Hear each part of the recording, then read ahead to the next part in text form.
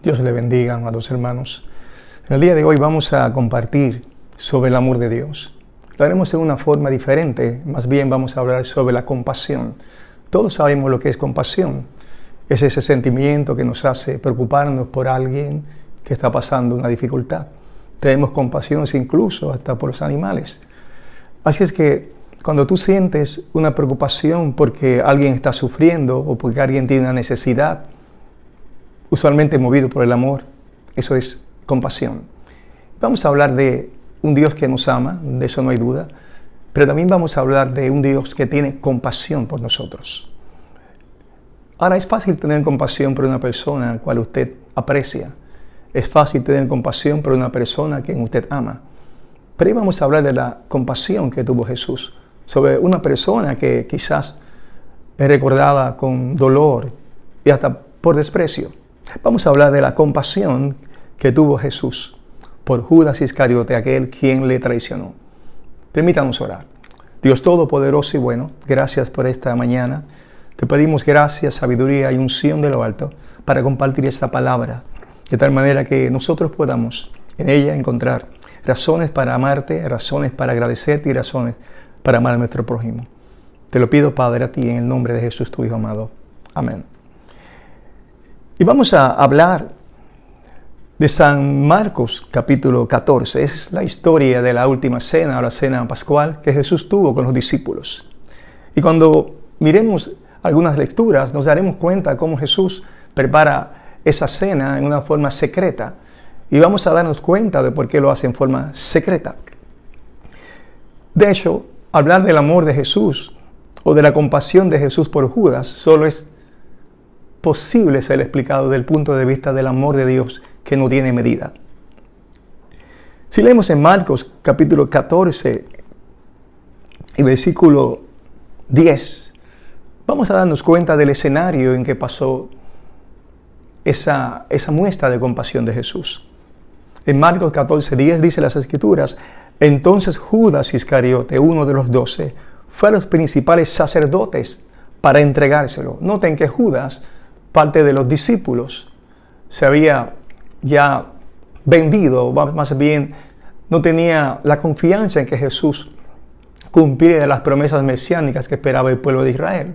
Por lo tanto, ya en su corazón había traicionado a Jesús y ahora fue a los sacerdotes para, como un espía, darles a los sacerdotes la oportunidad de que los soldados que estaban a su mando pudieran arrestarlo. Ellos, al oírlo, se alegraron y prometieron darle dinero. Y Judas buscaba oportunidad para entregarle. Ya estaba montado el plan. Ya Judas estaba listo para entregar a Jesús. Se había olvidado Judas de quién era Jesús. Ya le había traicionado. Me parece que el sentimiento de traición es uno de los sentimientos o las experiencias más terribles que uno puede tener. Que te traicione tu amigo, tu esposa, que te traicionen aquellos que están cercanos a ti, es aún más doloroso. Así que uno de los que estuvo con Jesús 3 años, recibiendo enseñanzas, orando con ellos, viendo los milagros que Jesús hacía, decidió entregar al Maestro, decidió traicionar a Jesús. Jesús sabe todas las cosas. Desde ese instante en que Judas se preparó para entregarle, desde ese mismo momento ya Jesús sabía lo que había en su corazón y Jesús sabía perfectamente los pensamientos de Judas. De hecho, la Biblia dice en San Juan capítulo 2:33, estando en Jerusalén en la fiesta de la Pascua, muchos creyeron en su nombre, viendo las señales que hacía. Pero Jesús mismo no se fiaba de ellos porque conocía a todos. Y no tenía necesidad de que nadie le diese testimonio del hombre, pues él sabía lo que había en el hombre. Jesús conoce tu corazón, Jesús conoce mi corazón. Antes de que yo lo piense, ya él lo sabe. Antes de que yo haga un plan, ya él lo conoce. Por tanto, lo que Judas estaba haciendo ante los ojos de los hombres era una traición y estaba trabajando como un espía para entregar a Jesús. Pero Jesús sabía lo que había en el corazón de Judas. De hecho, nos daremos cuenta que tanto lo supo que Jesús comenzó a planificar la última cena en una forma diferente. Quiere decir que organizó la última cena en una forma secreta, y la razón por la cual lo hizo secreta era para que Judas no supiera muy posiblemente dónde él iba a tener esa última cena, y para que no interrumpiera con un arresto allí mismo en la cena, en el aposento alto, ese compartir, esa comunión, ese momento especial que él tendría con sus discípulos. Así que si leemos esta historia, notaremos lo que dice Marcos 14, 12. Dice: el primer día de la fiesta de los panes sin levadura, cuando sacrificaban el cordero de la Pascua, sus discípulos le dijeron: ¿dónde quieres que vayamos a preparar para que comas la Pascua? Y envió 2 de sus discípulos y les dijo: id a la ciudad, y os saldrá de encuentro un hombre que lleva un cántaro de agua. Seguidle. Y donde entrare, decid al señor de la casa: el maestro dice, ¿dónde está el aposento donde he de comer la Pascua con mis discípulos? Y él les mostrará un gran aposento alto ya dispuesto. Preparad para nosotros allí. Fueron sus discípulos y entraron a la ciudad y hallaron como le había dicho. Prepararon la Pascua. Noten, ¿por qué razón Jesús hizo todo esto? Uno se pregunta, era muy fácil decirle a los discípulos: iremos a tal o cual lugar. La Pascua se celebraba dentro de Jerusalén, dentro de las murallas de Jerusalén, no en cualquier lugar. Por tanto, era como alquilar un lugar, buscar un lugar apropiado. Eso tomaba tiempo, pero parece que Jesús ya tenía eso organizado, y cuando manda a 2 de sus discípulos y le dice lo que habrían de hacer, le da esas señales de cómo encontrar a la persona. Los discípulos preparan la Pascua, mientras el resto de los 10 no saben dónde va a ser la Pascua. Tampoco lo iba a saber Judas Iscariote. Era una forma de que Jesús en su misericordia le diera tiempo a Judas Iscariote para que pensara lo que estaba haciendo. Estaba traicionando al maestro. Quizás con un tiempo de reflexión pudiera cambiar. Yo entiendo que desde ese instante la misericordia y la compasión de Jesús estuvo en acción. Y la Biblia dice: y cuando llegó la noche, vino él con los 12. Y es la primera oportunidad. Jesús invita a Judas, todos están juntos. Jesús conoce que Judas ya ha hecho un plan para entregarle. Pero a pesar de eso, Jesús, mostrando su compasión y su amor, sabía lo que le vendría a Judas por lo que estaba haciendo, y mostrando su compasión, le dio oportunidad que estando todos juntos, quién sabe si su corazón se ablandaba. Quién sabe si al ver la comunión y el amor, esa cena pascual, su alma cambiaba. Así que Jesús iba a compartir con él, Jesús iba a mostrarle que él era uno de ellos, para ver si en alguna manera, de alguna forma, repito, este hombre cambiaba. Jesús hizo cosas extraordinarias esa última cena que muestran su amor. De hecho, en Juan capítulo 3 y versículo 1, dice: antes de la fiesta de la Pascua, sabiendo Jesús que su hora había llegado para que pasase de este mundo al Padre, como había amado a los suyos que estaban en el mundo, los amó hasta el fin. ¿Y de qué manera Jesús mostraría su amor? Versículo 2 de San Juan 13 nos describe ese amor de Jesús. Y cuando cenaban, como el diablo ya había puesto en el corazón de Judas Iscariote, hijo de Simón, que le entregase, sabiendo Jesús que al Padre le había dado todas las cosas en las manos y que había salido de Dios y a Dios iba, se levantó de la cena, se quitó su manto y tomando una toalla se la ciñó. Luego puso agua en un lebrillo y comenzó a lavar los pies de los discípulos y a enjugarlos con la toalla con que estaba ceñido. ¡Qué extraordinario! Jesús estaba haciendo el trabajo de siervo, pero no solo con cualquiera, sino que estaba lavando los pies a todos, incluyendo a Judas. Aquel hombre que le había traicionado, aquel hombre que le estaba entregando, aquel hombre que había planificado la muerte de Jesús prácticamente. Ese hombre traicionero, Jesús le estaba lavando los pies. Piense en el amor de Dios y la misericordia de Jesús, la compasión de Jesús. Mientras le lavaba los pies a cada discípulo, mientras le lavaba los pies a él mismo, eso fue un periodo de tiempo donde quizás la mente de Judas podía pensar: ¿cuánto me ama Jesús? ¿Cuánta misericordia tiene de mí Jesús? ¿Cuán bueno es Jesús? Jesús estaba buscando tocar la fibra del corazón de Judas. Le lavó los pies. ¿Quién de nosotros le serviría a un enemigo? ¿Quién de nosotros, sabiendo que tal o cual persona te ha traicionado o ha traicionado a tu familia o ha hecho un mal para que pierdas su empleo o te ha hecho algo que ha traído división en tu hogar? ¿Quién le serviría a esa persona? Usted conociendo lo que está pasando. Ayudar al que planificó destruirte. Solo puede hacerlo Dios, un Dios que nos ama, un Dios que no importa lo que hagamos, siempre está buscando que nos reconciliemos con su persona, porque como Creador y Padre tuyo te ama y nos ama.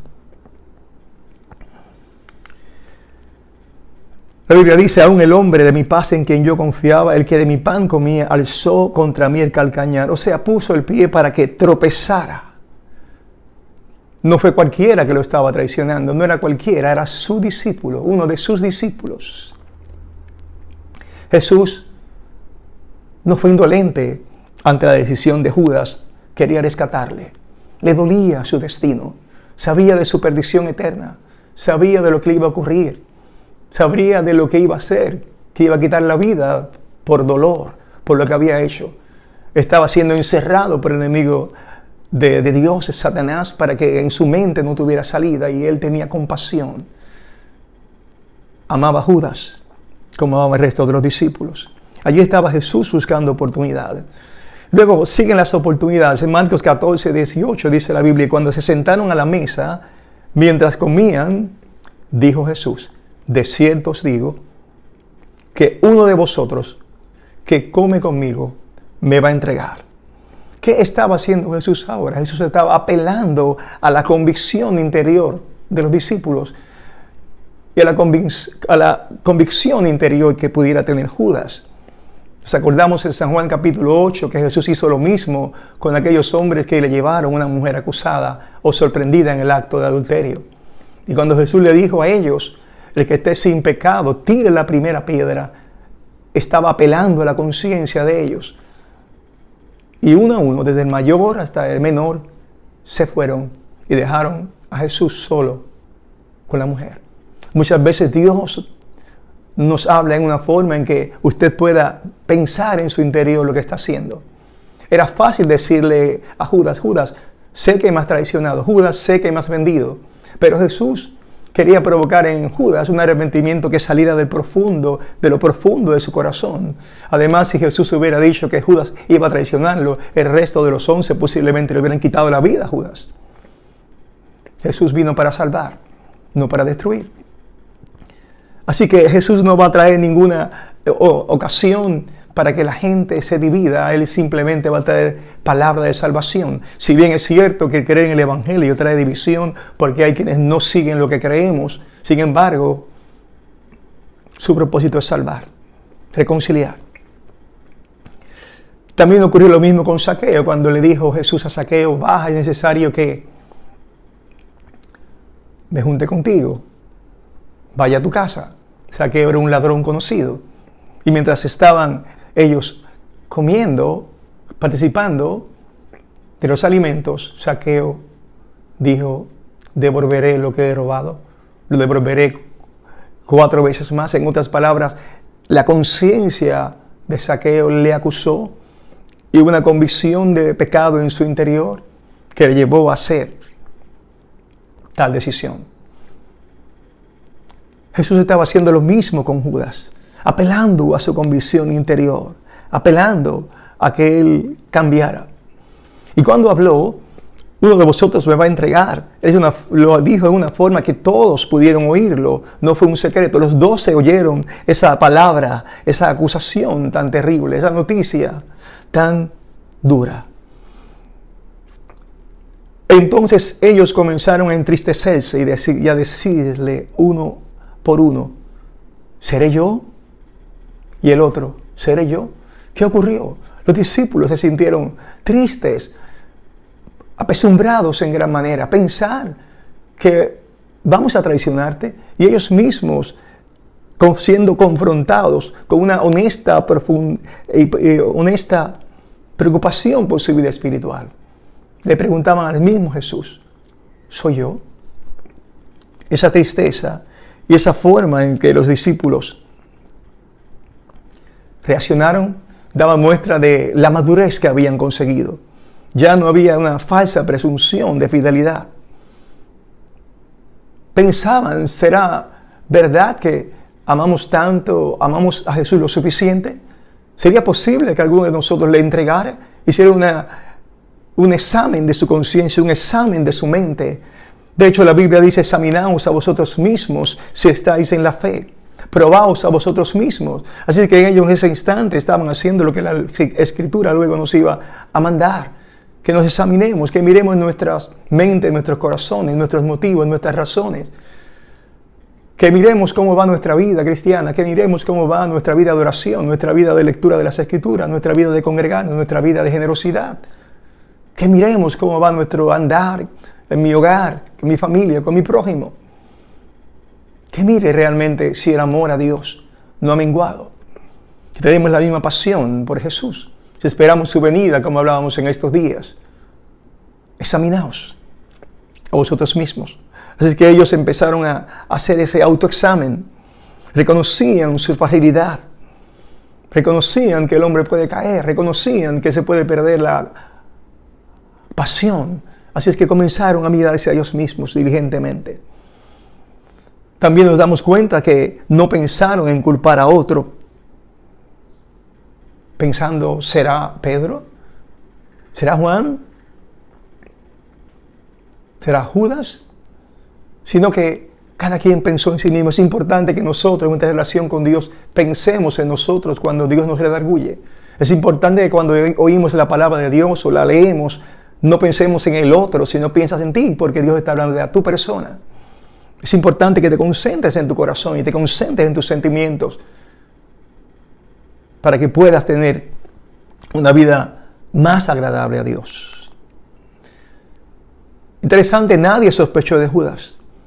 Nadie pensó que era Judas, porque Judas nunca exhibió un carácter impulsivo, porque Judas tampoco había mostrado grandes ambiciones. No le había pedido a Jesús sentarse a su derecha, ni tampoco había pedido que fuego del cielo descendiera sobre alguno. No era impulsivo. Y era un hombre de confianza en el grupo, de tal manera que él administraba las finanzas. Nadie pensaba que ese hombre callado, que ese hombre sin ambiciones, que ese hombre tranquilo, hiciera algo tan terrible como eso. Lo interesante es que nadie conoce el corazón del hombre, solo Dios. Nadie conoce los pensamientos del hombre, solo Dios. Nosotros también nos damos cuenta cómo nos engañamos muchas veces a evaluar personas. Usted no tiene la capacidad de saber quién va a traicionar, quién va a hacer el mal, quién va a apostatar de la fe. Usted no sabe la persona que será engañada. Eso solo le pertenece a Dios. Usted no puede discernir el trigo de la cizaña. Eso solo le pertenece a Dios. No podemos juzgar. Y muchas veces juzgamos que alguien puede hacer tal o cual encomienda, pensando en la lealtad supuesta, para luego al final del camino darnos cuenta que no había tal lealtad ni tal fidelidad. Es triste, pero ocurre muchas veces. Porque solo, repito, Dios conoce el corazón del hombre. Y a pesar de todo lo que estaba haciendo Jesús para que Judas pensara, para que Judas meditara, cuando Jesús dijo, alguien me entregará, y los discípulos comenzaban a decir, soy yo, quizás él también dijo, soy yo, y en todo esto Jesús seguía tratando de que se despertaran en la conciencia de arrepentimiento. Pero el amor que le tenía a Judas, como a sus discípulos, como el amor que Jesús le tiene a todo hombre. Pero aquel hombre que debía estar triste no lo estaba. Aquel hombre que debió haberse conmovido no fue movido a arrepentimiento. Aquel hombre que debía examinar su corazón no examinó su corazón. Nosotros como cristianos debemos saber lo que nos hace daño. Usted en la vida sabe lo que le hace daño. Usted sabe lo que no debe comer. Usted sabe a dónde no debe ir. Usted sabe qué actividades tiene la capacidad para hacerlo o no hacerlo. Y sin embargo, igual debemos tener la misma capacidad de reconocer cuando algo no está bien para arreglar nuestra vida espiritual. Luego Jesús sigue hablando y cada vez que Jesús habla se va acercando más a Judas, más directamente, para que él trate de despertar su conciencia. En Marcos 14:20 dice, él respondiendo les dijo, es uno de los 12, el que moja conmigo en el plato. Había muchos platos sobre la mesa y muchos se acostumbraba a coger pan, ese pan leudado, mojarle una especie de salsa. Así es que ya era mucho más cercana a la acusación y la identificación de Judas. Lo interesante es que nadie se daría cuenta que recibía esos mensajes directamente era Judas. Y repito, Jesús estaba buscando en Judas la convicción de arrepentimiento. Jesús estaba dándole una última oportunidad, pero siguió Judas en su engaño. Y ahora Jesús, más directamente, al ver que no había respuesta de arrepentimiento, dijo la verdad. A la verdad, el Hijo del Hombre va, según está escrito de él, mas ay de aquel hombre por quien el Hijo del Hombre es entregado. Bueno le fuera a ese hombre no haber nacido. Y ya en este instante Jesús dice el destino, el resultado de la traición, el resultado de lo que él hará. Es como decirle, Judas, tú hubieras sido bueno no haber nacido nunca. Y esa es la otra oportunidad. Ya en esta oportunidad Jesús le dice el destino para ver si viendo su destino, viendo el peligro en que está, despierta en su conciencia. Le dice lo que ocurrirá para que se arrepienta. Le dice lo que le esperaría para ver si eso le rompía su corazón de piedra. Sin embargo, no ocurrió. El pecador está advertido de su destino. El hombre que muere sin Cristo está advertido en las Escrituras de lo que le espera. El hombre que tiene por inmunda la sangre del pacto, que rechaza a Jesús, está advertido de lo que le espera. El alma que pecare, esa morirá. Y cuando Dios nos dice eso, es como una última advertencia para que despiertes y te arrepientas. Porque el pecador jamás será obligado. Hubiera sido fácil decirle, Judas, no lo hagas, y quizás Judas en ese momento hubiera dicho, perdón, pero era un perdón que salía de su mente, pero no de su corazón. Dios no está interesado en personas que solo de boca le buscan y que solo de boca dicen, perdóname. Dios está interesado, y Él lo sabe, en hombres que desde lo profundo de su corazón tienen un real arrepentimiento. Porque ¿qué logramos cuando presionamos a las personas? ¿Qué logramos cuando hacemos que alguien haga algo porque le estamos impulsando? Muchas veces nosotros como padres podríamos obligar a un niño pequeño, y lo hacemos, para que se coma ciertos alimentos que no quiere comer. Muchas veces podemos obligarlos a que nos acompañen allí o al otro lugar, y en su corazón el niño está deseando ser adulto para hacer lo que quiera, para hacer lo que le dé la gana.